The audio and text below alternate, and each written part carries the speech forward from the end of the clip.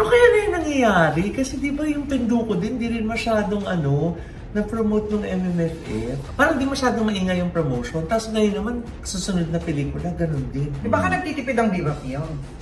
Nay, kamusta na ba sila? Sila ba magka-date sa Valentine's? Nako, imposible yan, Doy. Ay, so may feelings pati si Ken kay Liza.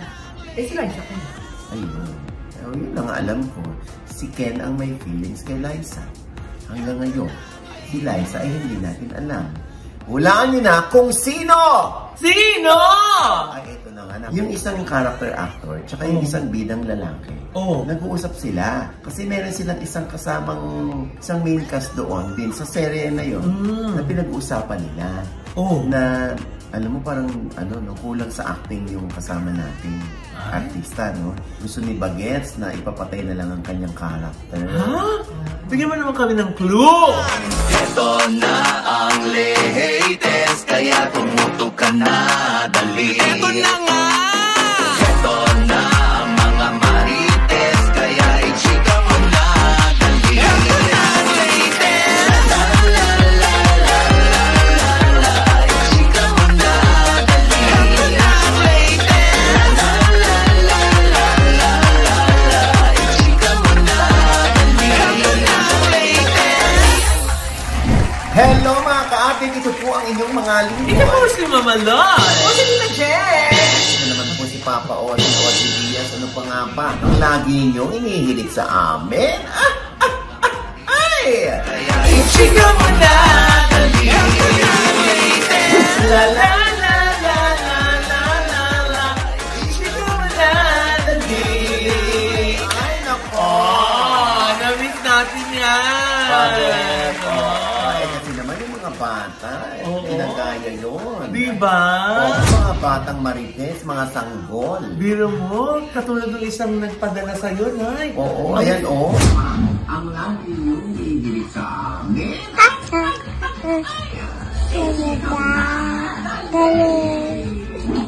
She said dali, right?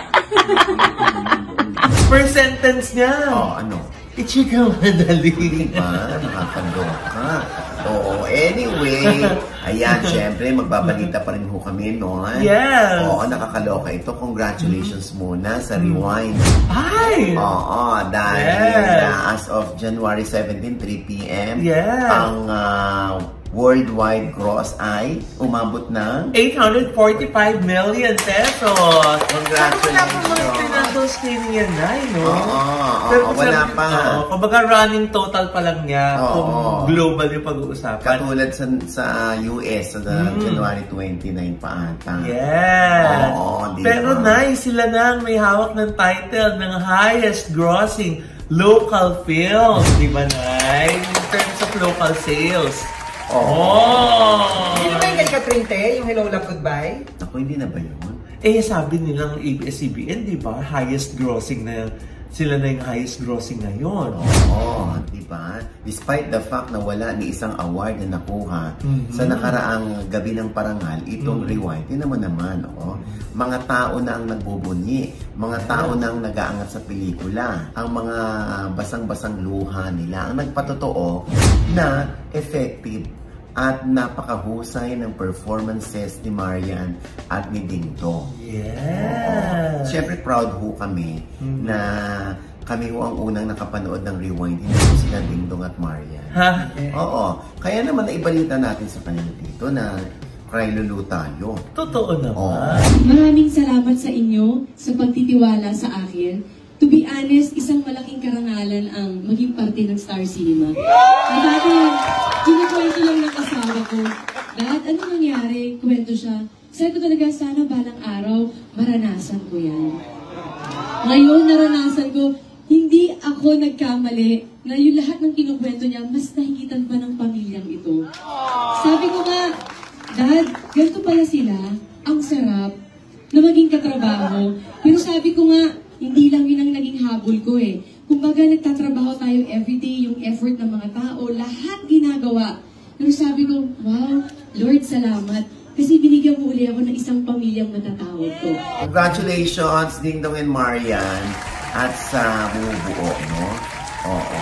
Pero Naya, ang isang magandang senyales dito sa nangyaring to, mukhang bumabalik na sa sinehan yung mga Yun manonood. Yun naman ang importante doon, na unti-unti ay nawawala na ang takot ng mga tao na manood na sa sine, di ba? Kaya dire-diretso ng pagpuproduce ng mga local films.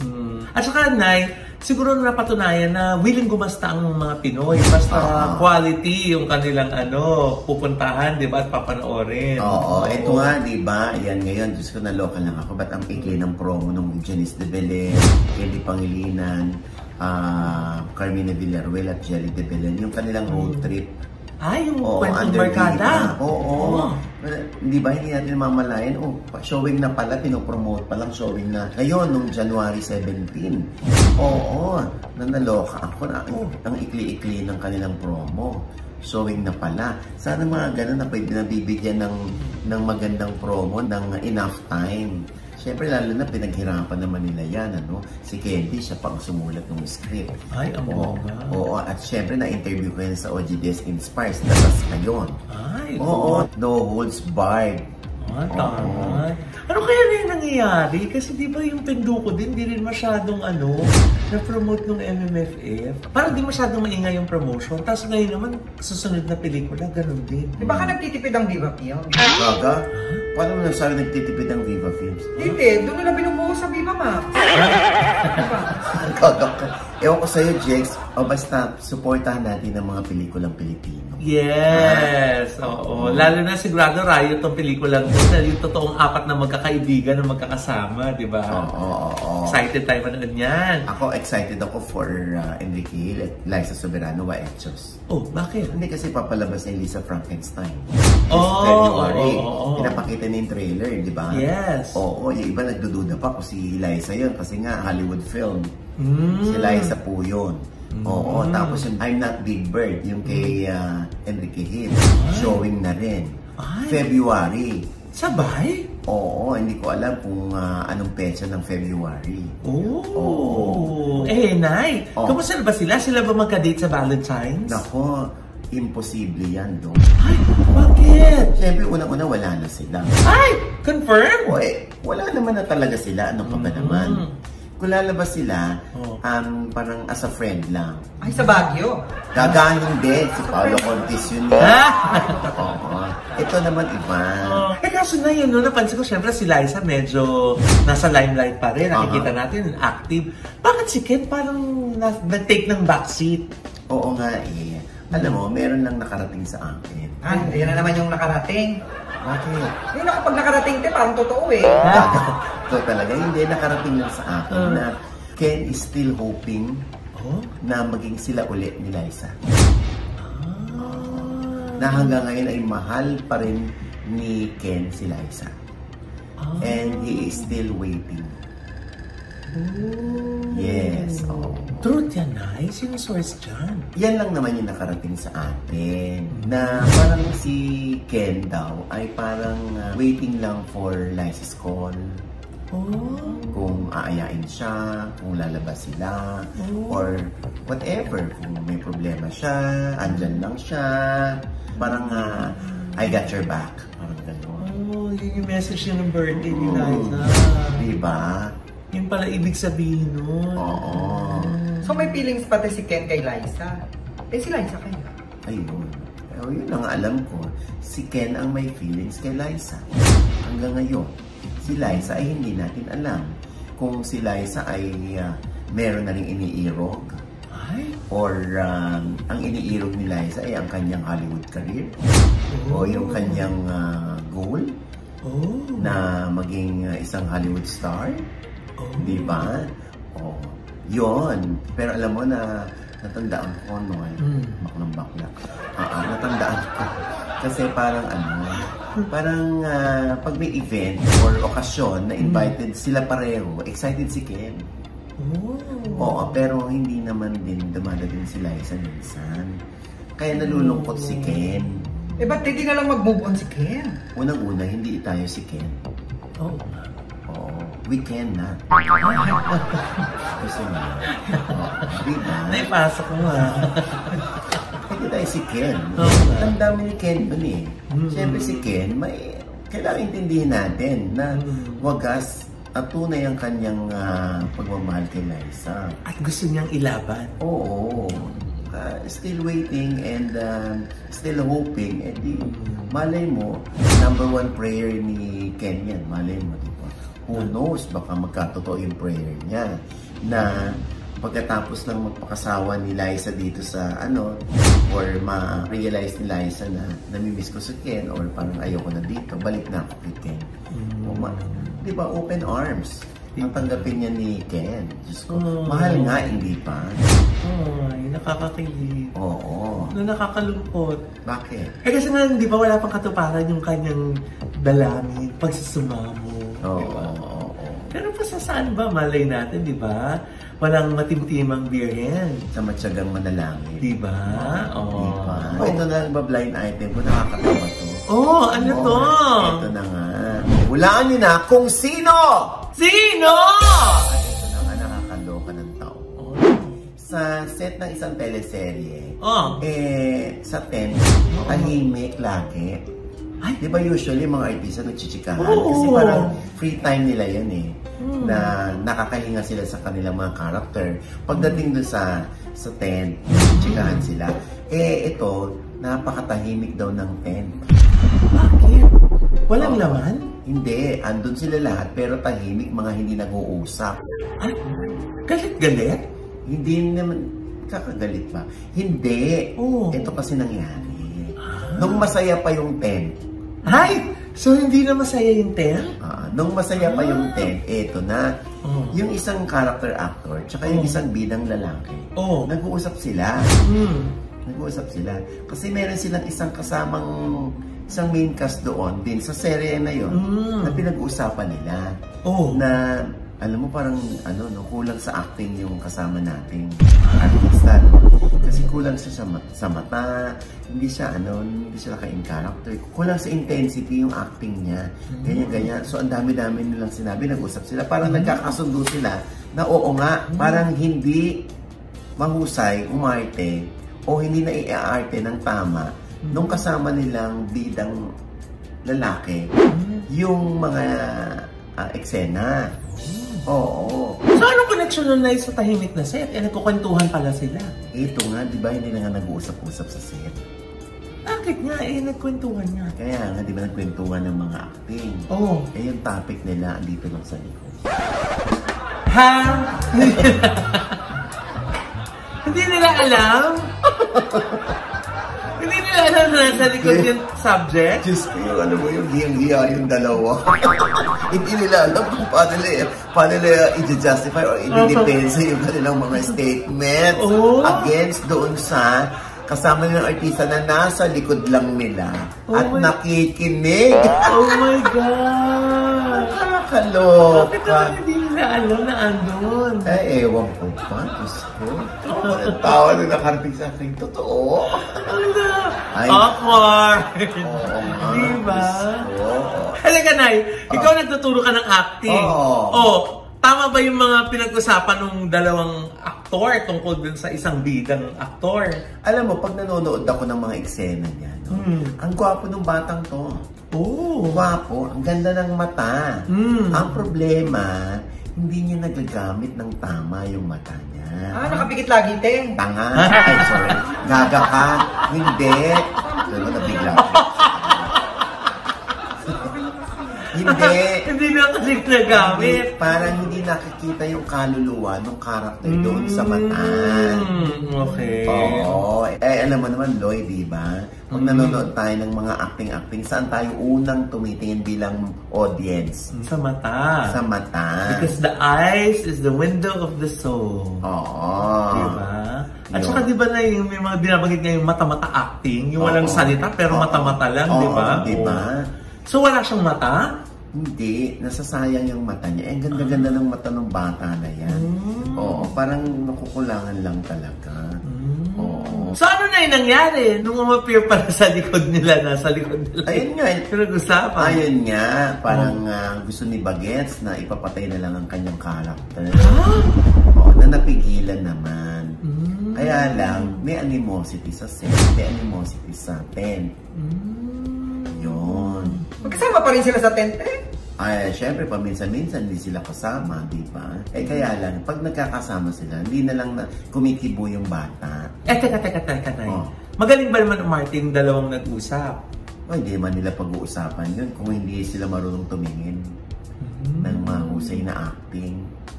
Di ba? Kahit nga ako nang hinayang talaga ako sa mata. Sayang yung mata. Hindi nagagamit. O, ganon. Pero, nakikita mo yung efforts. Nakikita mo yung pagpupursige ng bata na maka-acting ng tama. Kaya lang siguro hindi siya conscious dun sa mata. Eh, hindi naman kaya nawalan na ng gana o nabawasan ng gana dahil nga may ganong gana? Eh, hindi ko alam. Pero, ano naman na. Siguro nasanay na rin naman siya. At sana magsilbing challenge sa kanya ito. Sa susunod na teleserye niya, husayan na niya. Diba? And with that, mga kaibigan... Ay! Wala pang clue! Ano to? Blind item, walang clue? Ha? Ako parang may obligasyon ako sa inyo. Naka-curious kami kung sino to. Bigyan mo naman kami ng clue! Ayun na nga. Ano bang clue? Yung batang ito. Ay! Oo. Ay, di ba, yung napaparazzi. May unguarded moment siya. Oh? Sa kanyang privacy. Di ba? Diba sa mall, parang nakita siya. Teka, marami akong nakita artista sa mall ah. Sino yun? Basta. Gagalitan mo ng tatay mo. Ha? Hanggang doon na lang. Ha? Oo. Talaga ba? Basta. So kilala mo yung tatay? Siyempre, ano ka ba na? Artista ba yung tatay? And with that, mga kaibigan, ito po ang inyong mga lingkod. Ito po si Mama Loy, mga nanonood sa amin, hindi pa namin subscriber. Sana po mag-subscribe na kayo kasi madali lang. I-click lang po yung subscribe button na nandyan sa ibaba. At kung naibigay po yung aming episode na meron kayong komento sa lahat namin chika, i-comment nyo po yung below, i-click ang like button. Huwag kalimutan i-click ang notification bell. Kaya pag-click niya kayo, unang-una man-notify na meron kaming latest update. At syempre pa, ang kanya-kanya namin channel. Yes, sana manood at mag-subscribe po kayo sa channel ko. That's Mamaloy. M-A-M-A-L-O-I. At nandiyan po nakapost ngayon yung vlog ko. First time namin ni Joseph Poco sa Disneyland. Hindi kami pinapasok. Ay. Diba? Ang galing. Nakakaloka. Bakit nga ba hindi kami makapasok ng Disneyland? Ayan, papanoorin nyo. Sasabihin ko sa kanila yan. Ay! Andun ka? Akala mo naman nakapasok agad. Tanga-tanga. Kung iiwan yung chinela sa labas. Ha? That's Disneyland. Okay, makikita niyo po dyan kung anong papel ni nanay, bakit hindi kami makapasok sa loob ng Disneyland. Andyan po yan. Thank you so much. Yes, Jen. At sa Tita Jeg's channel, may bago po akong vlog dyan. Panoorin niyo po. At pasalamatan ko lang, te, ang iconic star, Yes. ang Lux Premier Beauty and Wellness, at ang Entrancision PH. Thank you po. Yes. Ano, makopang pisngi mo ngayon. Oo nga, ba't nga ba ganyan? Oy, pero rin pasalamatan natin si Dr. JC Solis, Yes. diba? Ng Gorgeous Smile Dental Clinic para po sa aming mga gorgeous na mga ngiti, diba? Oo. Diyan po sila sa tapat lang po ng Christ the King Church sa E. Rodriguez. Yan. Siyempre, thank you so much, Doc JC Solis. At syempre, maraming salamat din sa Premier Drip at Celeb Skin naman for my skincare. Oo, at saka si Ideal Vision para sa aming mga pasalamin. Yes, Dr. Jessica D! Ay, magre-renew na kayo. Ay! Nakita ko na yung salamin na gusto ko.